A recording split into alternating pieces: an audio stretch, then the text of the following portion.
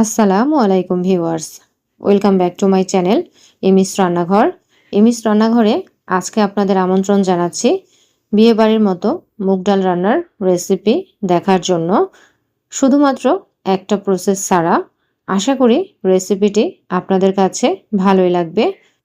রান্নার শুরুতে মুগ ডালগুলো ভেজে নিতে হবে, আর এর জন্য একটা প্যান গরম করে নিয়েছি। আমি এখানে 500 গ্রামের মতো দেশি মুগ ডাল বা সোনা মুগ ডাল, যেটাকে আমরা বলে থাকি ছোট দানার, সেটাই নিয়েছি। মুগ ডালটাকে একেবারে হালকা করে ভেজে নিতে হবে, তবে খেয়াল রাখতে হবে মুগ ডালটাকে কোনোভাবেই কড়া করে ভাজা যাবে না। জাস্ট কালারটা পরিবর্তন হয়ে আসলে তখন বুঝবেন মুগ ডালগুলো ভাজা হয়ে গেছে। আপনাদের হয়তো অনেকেরই প্রশ্ন, মুগ ডাল কেন ভেজে নিতে হয়? আমরা হয়তো অনেকেই এটা জানি, মুগ ডাল ভেজে রান্না করলে খুব সুন্দর একটা ফ্লেভার আসে। মুগ ডালগুলো 3 থেকে 4 মিনিট ধরে ভেজে নিয়েছি। এর কালারটা অনেকটাই চেঞ্জ হয়ে এসেছে। মুগ ডালগুলোকে এখন আমি নামিয়ে নিব, আর এটাকে আমি প্রায় 1 ঘন্টার মতো পানিতে ভিজিয়ে রাখবো। এতে করে রান্নার সময় মুগ ডালগুলো তাড়াতাড়ি সিদ্ধ হয়ে যাবে। এবার চলে যাব মূল রান্নায়।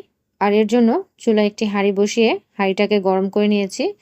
এখন এর মধ্যে দিয়ে দিলাম রান্নার রেগুলার তেল 1/3 কাপের মতো। তেল গরম হয়ে এলে আমি এখন এর মধ্যে দিয়ে দিচ্ছি গরম মশলা। গরম মশলার মধ্যে আমি এখানে নিয়েছি 4টি এলাচ, 4 থেকে 5টি লবঙ্গ, 5 থেকে 6টি দারচিনির টুকরা, আর 2টি বড় সাইজের তেজপাতা।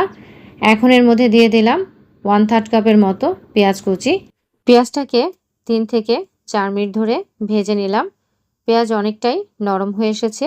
এই পর্যায়ে অ্যাড করছি আদা রসুন বাটা। আমি এখানে 2 চা চামচের মতো আদা বাটা আর 3 চা চামচের মতো রসুন বাটা নিয়েছি।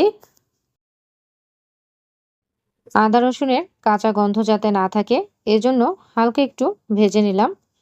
অ্যাড করছি মশলা কষানোর জন্য সামান্য একটু পানি। হালকা একটু নেড়েচেড়ে নিয়ে এখন আমি এর মধ্যে অ্যাড করে দিচ্ছি 1.5 চা চামচের মতো হলুদের গুঁড়া, 3 চা চামচের মতো লাল মরিচের গুঁড়া। তবে ঝালের পরিমাণটা আপনারা আপনাদের টেস্ট অনুযায়ী অ্যাড করে নেবেন।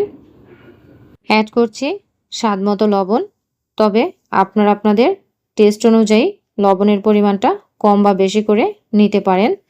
এখন আমি এর মধ্যে দিয়ে দিলাম 1 চা চামচের মতো ধনিয়া গুঁড়া, 1 চা চামচের মতো ভাজা জিরার গুঁড়া। এখন সমস্ত কিছু নেড়েচেড়ে খুব ভালো মতো মশলাটাকে কষিয়ে নিব। মশলাটাকে ধীরে ধীরে 4 থেকে 5 মিনিট ধরে কষিয়ে নিলাম। মশলা থেকে তেল সুন্দরভাবে আলাদা হয়ে এসেছে। এই পর্যায়ে আমি অ্যাড করছি 900 গ্রামের মতো মুরগির হাত, পা, গিলা, কলিজা।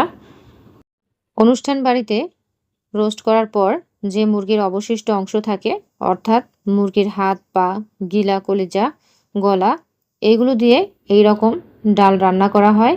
আর এর স্বাদ অদ্ভুত রকমের হয়। পোলাওয়ের সাথে এই ডাল রান্না খেতে খুবই মজা লাগে। মিডিয়াম হিটে গিলা কলিজা 4 থেকে 5 মিনিটের মতো কষিয়ে নিলাম। এর থেকে বেশি টাইম ধরে এগুলোকে কষানোর দরকার নেই। অল্প টাইমের ভিতরেই এটাকে কষিয়ে নিতে হবে। দেখুন এগুলো থেকে তেলটা আলাদা হয়ে এসেছে। এই পর্যায়ে আমি অ্যাড করে দিচ্ছি সেই মুগ ডালগুলোকে। মুগ ডালগুলোর পানি ঝরিয়ে নিয়েছি, এটা আপনারা দেখেই বুঝতে পারছেন। যে কোনো মেজবান অনুষ্ঠানে মুরগির গিলা কলিজা দিয়ে মুগ ডালের যে রান্না হয়, এটার স্বাদ কিন্তু অসাধারণ হয়।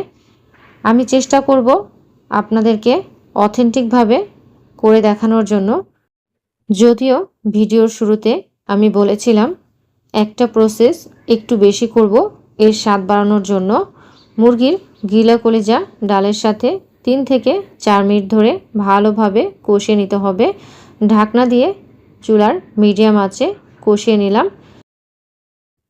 এ পর্যায়ে হালকা একটু নেড়েচেড়ে নিয়ে মুগ ডাল ভালোভাবে সিদ্ধ করার জন্য দিয়ে দিচ্ছি পরিমাণ মতো পানি। এবার একটা কথা বলি, যে কোনো অনুষ্ঠানে যে মুগ ডাল রান্না করা হয়, ডালটা কিন্তু খুব ভালোভাবে সিদ্ধ হয়। কিন্তু একেবারে গলে যায় না, আস্তে আস্তে থাকবে। সেটা রান্নার পরে দেখতে পারবেন। ভালো ফ্লেভারের জন্য 4 থেকে 5টা কাঁচামরিচ দিচ্ছি। এখন ঢাকনা দিয়ে চুলার মিডিয়াম আঁচে রাখবো। চুলার মিডিয়াম আঁচে রেখে 20 থেকে 25 মিনিটের মতো রান্না করে নিয়েছি। এখন ঢাকনা তুলে নিচ্ছি। আর দেখুন তেল উপরে উঠে এসেছে। ডাল রান্নাটা প্রায় অলমোস্ট হয়েই গেছে। এবার চুলার আঁচ লোয়ে রেখে ঢাকনা দিয়ে ঢেকে রাখছি। অপরদিকে চুলার একটি প্যান বসিয়ে এর মধ্যে দিয়ে দিচ্ছি সামান্য একটু তেল। তেল গরম হলে আমি এখানে দিয়ে দিচ্ছি হাফ চা চামচের মতো আস্ত জিরা, 4টি শুকনো মরিচ ভালো ফ্লেভারের জন্য। এগুলো 2 থেকে 3 মিনিটের মতো হালকা একটু ভেজে নিয়ে এর মধ্যে অ্যাড করে দিচ্ছি 2টি বড় সাইজের পেঁয়াজ কুচি আর একটি বড় রসুনের অর্ধেকটা রসুন কুচি। এগুলো আমি লালচে করে ভেজে নিব। এগুলোকে লালচে করে ভেজে নিয়েছি। এখন এগুলো আমি ডালের মধ্যে ঢেলে দিচ্ছি। আর এই অবস্থায় কিন্তু চুলার আঁচটাকে আমি বাড়িয়ে মিডিয়াম করে রেখেছি। ডালের মধ্যে যে বাগারটা দিলাম এতে করে ডালের স্বাদ অনেকটাই বেড়ে যাবে। আচ্ছা, যেটা বলেছিলাম ডাল কিন্তু ভালোভাবে সিদ্ধ হবে, কিন্তু গলে যাবে না। দেখুন আপনারা ডালের মধ্যে ওই অবস্থাটাই চলে এসেছে। এখন আর নাড়াচাড়া করা যাবে না, তাহলে কিন্তু ডাল ভেঙে যাবে। চুলার আঁচ একদম বন্ধ করে দিব। আর এভাবেই রান্না হয়ে গেল পারফেক্ট একটা অনুষ্ঠান বাড়ির মতো মুগ ডালের রেসিপি। রেসিপিটি ভালো লাগলে লাইক, কমেন্ট এবং শেয়ার আর সাবস্ক্রাইব করতে ভুলবেন না। আজ এ পর্যন্তই।